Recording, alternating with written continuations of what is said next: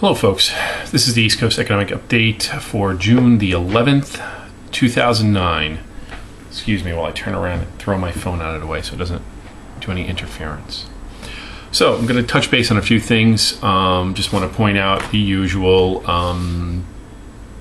Gold has been holding at 960. Part of the reason is it's been going up during the night on European markets and Asian markets, being pressed down by the paper market, and I'll go into that in a minute to keep it suppressed. But presently, as I said last week, that first the price of bonds would invert, and then within a few weeks the yields would invert.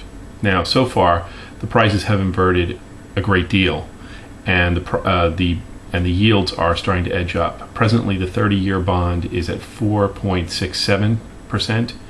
The 10-year bond, I'm reading over here, I'm sorry, is 383, and the 2-year bond, which is very telling, is, sorry, this thing just refreshed and knocked me out of my position here, at 132. It was at 135 earlier today. As you know, everybody else has been saying this, Demcat, MOT, and all the other guys have been saying that Russia has been stepping away from the bonds and choosing IMF bonds. Why is the IMF deciding suddenly to issue bonds after being in power for over 65 years? One phrase, one world currency. Now, I don't know if we're going to have an Amero or a Worldo or a whatever, but it's going to be something new. The issue is very simply that the bond that so far the BRIC countries have already decided, that's Brazil, Russia, and China, to name a few, are all getting together in Moscow to discuss, after them saying, no, we're not affecting the dollar, we're going to go have this meeting to decide how to get off the dollar. Going back to many videos ago, I always say, don't listen to what they're saying, watch what they're doing. Now, even though the market is up presently, it's around 1:30 in the afternoon here in New York, the market is exactly 111 points up based on, nothing really.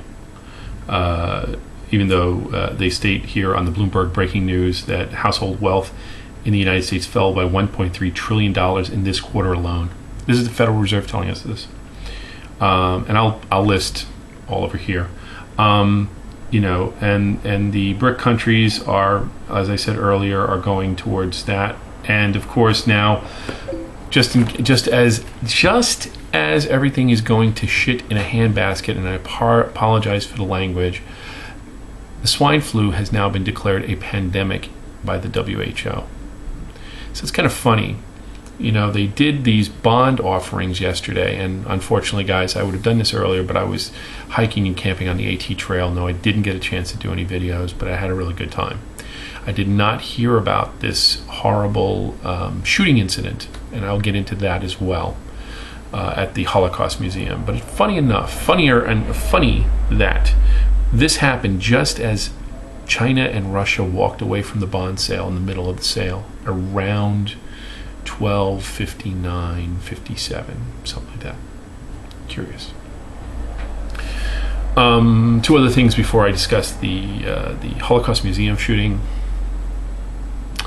One, I was driving from work on Monday, and I heard on Bloomberg Radio a commercial from a organization, a government agency that wants to hire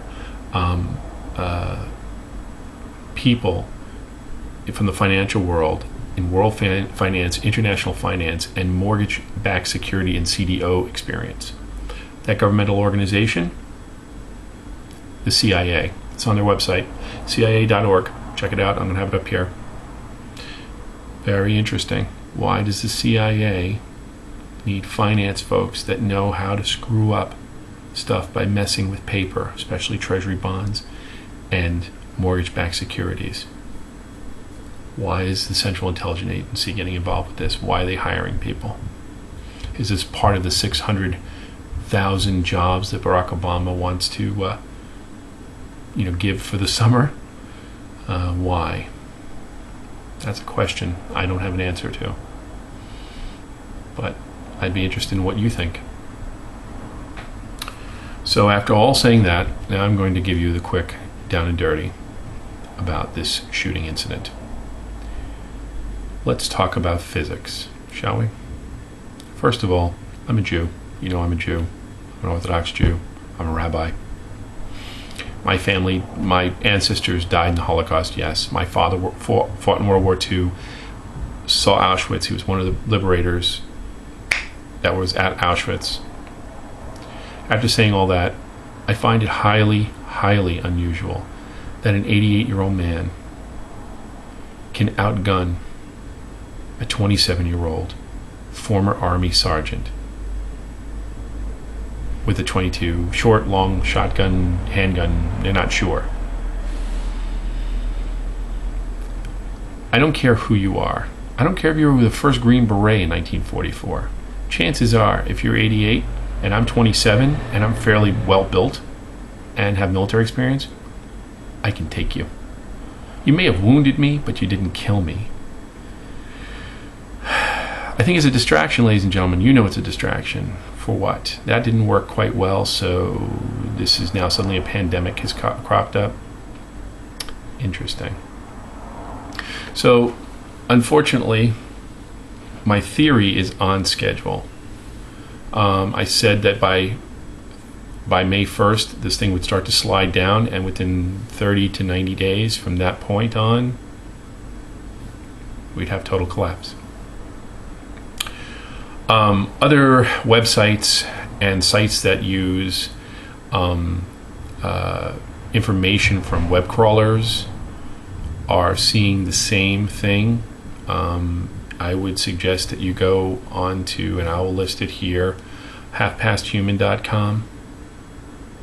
I'm not using the term in which they use for them finding this information out because it affects the predictions of that item, but I think it's critical that you should look at that. halfpasthuman.com, it will be here. So I think this is a very poor false flag operation. And Mr. Beck, Glenn Beck, sir, I'm an Orthodox Jew. I'm a 9/11 truther. I don't believe 9/11 was done by a bunch of guys with box cutters. Okay? So if you're concerned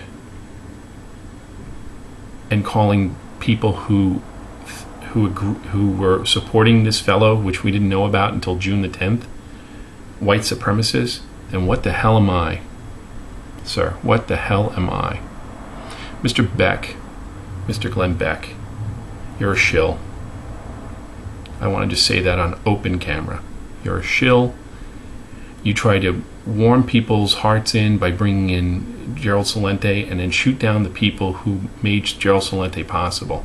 People who listen to him and financially support him. I am one of those supporters. I pay for his service. He's very good. He's excellent. I will no longer watch your show. I won't even watch your YouTube videos. I am going to boycott you. And I encourage my subscribers and anybody else who can hear my voice right now to not buy products that have been supported by the Glenn Beck Show. Do not watch the Glenn Beck Show. Do not listen to the Glenn Beck radio program. Boycott him. Shut him down. He's just another CIA shill. And he is just doing exactly what everybody else is doing in mainstream media, trying to mess with your heads by false flagging it. So after saying that, peace to you, and talk to you soon. Keep an eye on those bonds. Forget about the Dow. It's just a joke. A sad joke. The bonds are going to collapse, and it's going to be in the next 90 days. Well, 60 days now. Peace.